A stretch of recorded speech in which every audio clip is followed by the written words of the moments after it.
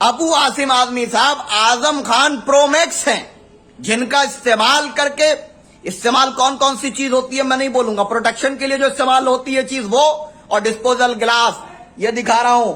आजमी साहब आप ये हो, जब तक आप मुसलमानों को गुमराह करने के लिए सपा के काम आओगे तो आपको ऐसे मुंह पे लगाकर इस्तेमाल किया जाएगा, मोहब्बत की जाएगी, और जब आप नाकाम हो जाओगे तो जैसे डिस्पोजल ग्लास को फेंक दिया जाता है उसी तरीके से आजम खान साहब की तरह छोड़ दिए जाओगे। जिस समाज की पार्टी नहीं होगी, नेतृत्व नहीं होगा, ये कान खोलकर सुन लो, उसको न्याय, पूर्ण न्याय नहीं मिल सकता। और याद रख लीजिए कि उत्तर प्रदेश का मुसलमान समझदार है, मुसलमान अपनी लीडरशिप खड़ी करेगा, अब गुलामी नहीं चलेगी। आपको मुबारक हो गुलामी आजमी साहब, लेकिन उत्तर प्रदेश का मुसलमान अपनी पॉलिटिकल लीडरशिप, पॉलिटिकल पार्टनरशिप के लिए, इंसाफ के लिए खड़ी करने का मन बना चुका है। अबू आसिम आजमी साहब बड़े भाई, मैं बड़ा एहतराम करता हूं आपका, लेकिन जो बात आपने कही कि जो लोग मुस्लिम लीडरशिप की बात करते हैं, कयादत की बात करते हैं, राजनीतिक हिस्सेदारी की बात करते हैं, उनको पाकिस्तान चले जाना चाहिए। अब तक मुसलमानों को पाकिस्तान भेजने का टेंडर गिरिराज सिंह, साक्षी महाराज जैसे लोगों पर था, लेकिन यह टेंडर आपको कब मिला हम जानना चाहते हैं। समाजवादी पार्टी के अबू आसिम आजमी साहब बड़े भाई, मैं बड़ा एहतराम करता हूं आपका, लेकिन जो बात आपने कही कि जो लोग मुस्लिम लीडरशिप की बात करते हैं, कयादत की बात करते हैं, राजनीतिक हिस्सेदारी की बात करते हैं, उनको पाकिस्तान चले जाना चाहिए।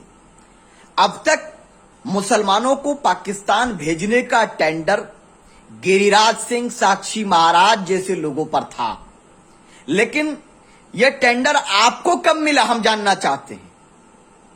क्या आप मुस्लिम नौजवानों को लंदन भेजने के लिए तैयार हैं, घूमने के लिए अमेरिका भेजने तैयार हैं? ये कौन सी बात कर रहे हैं?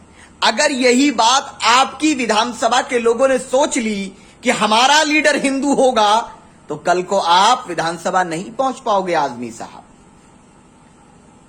क्या रेड्डी समाज ने अपनी पार्टी बनाई, उनको कब पाकिस्तान भेजेंगे? यादव समाज, कोरी समाज, ब्राह्मण समाज, दलित समाज, राजभर समाज और तमाम समाज के लोगों ने अपनी अपनी पार्टियां बनाई, राजनीतिक हिस्सेदारी के मकसद से बनाई, क्योंकि जिस समाज की पार्टी नहीं होगी, नेतृत्व नहीं होगा, यह कान खोलकर सुन लो, उसको न्याय, पूर्ण न्याय नहीं मिल सकता। जिस समाज का राजनीतिक हिस्सेदारी नहीं है वो अत्याचार और अन्याय को सह रहा है और सहता रहेगा, क्योंकि लोकतंत्र में राजनीतिक हिस्सेदारी ही सुनिश्चित करती है न्याय को। जब तक न्याय मुमकिन नहीं है, आप इनको पाकिस्तान कब भेजने वाले हैं सबको? आप अपनी नाकामी अपनी पार्टी की छिपाने के लिए क्यों ये सब कर रहे हैं? मौलाना कलीम सिद्दीकी साहब गिरफ्तार हुए, अखिलेश जी गिरफ्तार हुए, तो सपा का एक एक आदमी आंदोलन में था, लेकिन आजम खान साहब, कलीम सिद्दीकी साहब और तमाम ऐसे लोग हैं जिनकी गिरफ्तारी पर कोई आंदोलन नहीं, कोई प्रदर्शन नहीं।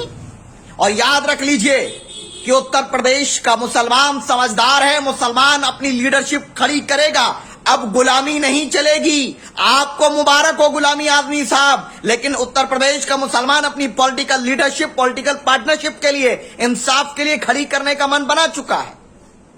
वो जमाना गया जब बार बार आप आते हमारे घर को, बड़ी बड़ी बातें करते और कहते कि अगर आपने सपा को वोट नहीं दिया तो भारतीय जनता पार्टी जीत जाएगी। तो याद रखिए इस बात को कि भाजपा को हराने जिताने का टेंडर मेरे नाम पे छुटा हुआ नहीं है, मेरी जिम्मेदारी ही नहीं है।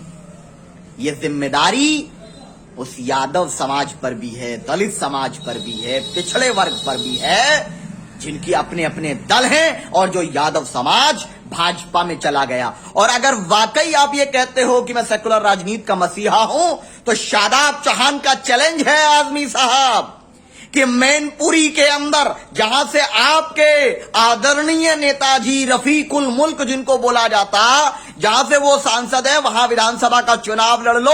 अगर जमानत जब्त ना हो जाए तो फिर कहना कि शादाब चौहान तुम गलत थे। ये कौन से सेकुलरिज्म का ढोंग है? ये सेकुलरिज्म के ढोंग को उत्तर प्रदेश का मुसलमान समझ रहा है कि राजनीतिक हिस्सेदारी के बिना कोई हमारे लिए न्याय की व्यवस्था नहीं करेगा। हमने 4 बार मुख्यमंत्री बनाया है। नेताजी के लख्त जिगर को चीफ मिनिस्टर बनाया तो मुजफ्फरनगर का दंगा हुआ है। तो शिवपाल यादव जी हैं, ये सब लोग जितने भी लोग दल बनाए हैं, जब पहले उनको परिवार को एक करवा लो पहले, बाद में मुसलमानों का टेंडर लेना। आप आजम खान प्रो मैक्स बन रहे हो। आजकल मोबाइलों में आते हैं ना कि इस मोबाइल का नाम एप्पल 13 और एप्पल 13 प्रो, तो अबू आसिम आजमी साहब आजम खान प्रो मैक्स हैं, जिनका इस्तेमाल करके, इस्तेमाल कौन कौन सी चीज होती है मैं नहीं बोलूंगा, प्रोटेक्शन के लिए जो इस्तेमाल होती है चीज वो, और डिस्पोजल गिलास ये दिखा रहा हूं।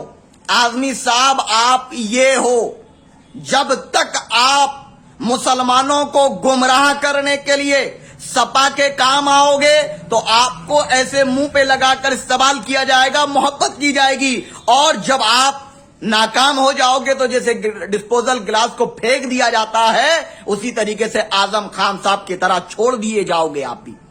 आजमी साहब, आप जैसा अक्लमंद और ज़हीन व्यक्ति अगर इस तरह की बात करता है तो दुख होता है। मैं बड़े भाई में बड़े दिल से इस बात को कह रहा हूं कि मुझे बहुत दुख हुआ आपके उस बयान पर जो आपने पाकिस्तान भेज रहे थे मुसलमानों को। यह देश हमारा है और देश का चप्पा चप्पा हमारी कुर्बानियों की गवाही देता है, और हमारा लीडर, हमने हमेशा हिंदू को लीडर मानते आए हैं। बताइए, क्या आतंकवाद के नाम पर नहीं मारा गया? क्या मॉब लिंचिंग नहीं हुई? क्या बाबरी मस्जिद शहीद नहीं हुई? क्या सीए के वक्त कितने आंदोलन ये लोग किए?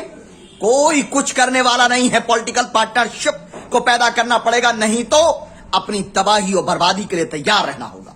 किसी पे अत्याचार नहीं करना, किसी के धर्म को बुरा नहीं कहना, श्री राम को गाली नहीं देना या किसी और महापुरुष को गाली नहीं देना, लेकिन अपनी बात करना पड़ेगा। अपने अधिकार के लिए राजनीतिक रूप से संघर्ष करना पड़ेगा, यह हमारा संकल्प है।